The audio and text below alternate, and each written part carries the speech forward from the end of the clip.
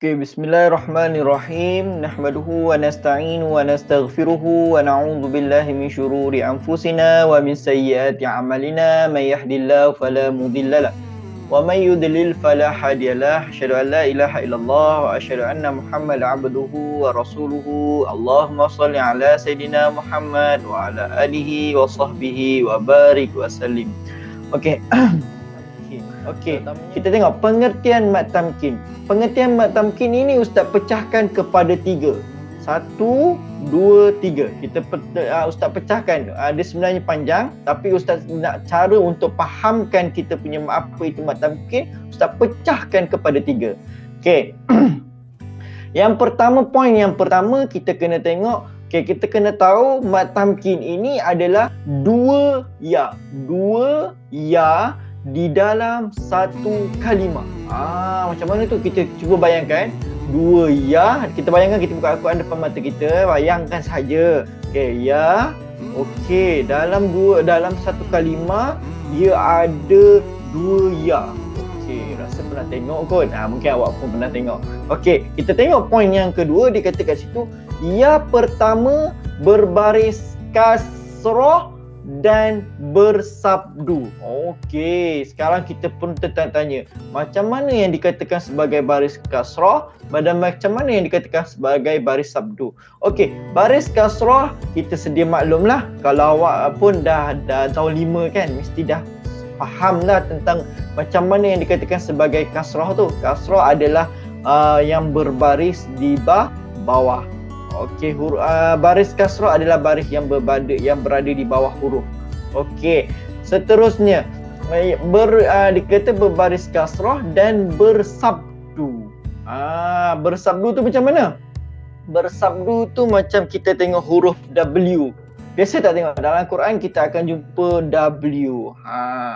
W. Okey, itu adalah huruf sabdu. Okey, seterusnya kita tengok ya yang berikutnya, iaitu ya kedua mesti. Okey, kita tengok poin yang ketiga pula. Tadi kita dah tahu, pertama dia mesti 2 ya dalam satu kalimah. Yang kedua, ya yang pertama mesti berbaris kasrah dan sabdu.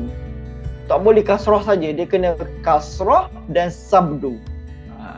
Yang poin yang ketiga yang Ustaz akan bawakan hari ini, iaitu ya kedua mesti sekurang-kurangnya berbaris sukun.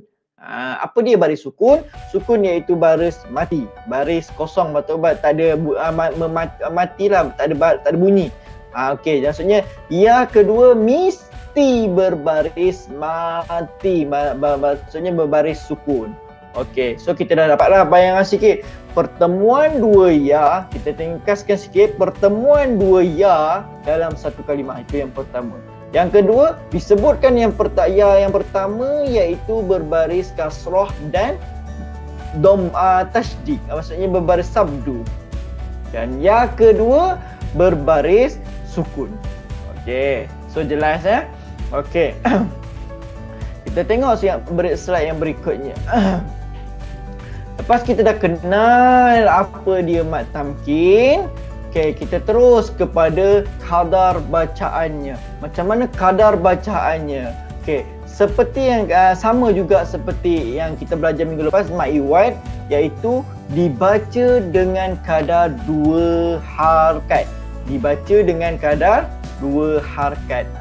Sama juga macam mad iwad, dibaca dengan kadar 2 harakat. So jelas. Kita dah dapat satu persoalan yang pertama, apakah itu mad tamkin, pecahan 3 tadi. Yang kedua, kita dah dapat kadar bacaan bagi mad tamkin, iaitu dibaca dengan kadar 2 harakat. So 2. Okey ya. Dan yang terakhir, kali ni Ustaz bawakan misal, dan misal ni lah kita nak tengok bagaimana cara membaca mad iwad. Okey.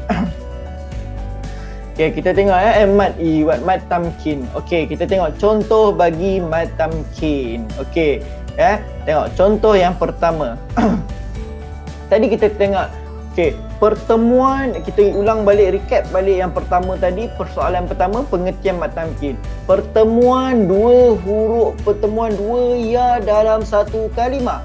Kita tengok Ini adalah satu kalimah. Contoh yang pertama ini dikatakan sebagai satu kalimah. Okey ya, ini satu kalimah. Okey, so dia kata dua ya. Ada tak dua ya kat sini? Yes, ada. Satu, dua. Satu, dua. So ada dua ya. Satu kita tick point yang pertama, lulus. Okay, kita tengok point yang kedua dia kata kat situ. Ya pertama mesti berbaris. Ya pertama mesti berbaris kasrah. Okay, ni baris bawah. Betul tak? Betul. Dan ya kedua mesti dan dalam baris kasrah dan dia juga mesti berbaris sabdu. Ada baris sabdu. Ha? Betul? Okey. Jahit. Okey. So kita tengok yang seterusnya. Ya, kita tengok point. Okey, point satu dah lulus, point dua lulus. Sekarang kita pergi kepada point yang ketiga. Point yang ketiga dia kata, ya yang kedua mesti baris sukun ataupun baris mati. Kita tengok ada tak ya tu? Okey, kita tengok ya kedua ni ya kedua kan? Okey, nampak kan? Dalam tu ya kedua.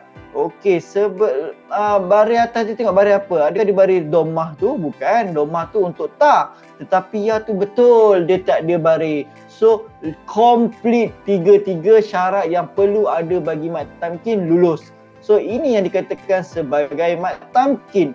Dua ya dalam satu kalimah, satu baris kasrah, satu domah dan selepas ya yang berikutnya mesti tak ada baris sukun. Okey, macam seterusnya bagaimana cara membacaannya? Tadi dikatakan situ dua kadar dengan kadar dua harakat, betul? Okey. Kalau dengan kadar dua harakat, kita tengok kita baca sama-sama Ustaz dengan Ustaz baca. Okey, bagaimana cara membacanya? Kita kena huitum, dua harakat. Hui, masukkan huruf ha tu dalam ya yang pertama. Hui sebab ada sabdu. Huitum, dua harakat dengan kadar dua harakat. Huitum, huitum. Okey, itu yang pertama. Okey, yang kedua juga kita tengok misal yang kedua. Walaupun ini lagi sekali dalam satu kalimah, dua ya, kalau perasan ada satu ya, ini ya juga. Ya juga Ni yang tanda ni dia adalah ya juga. Ya yang berbaris kasrah.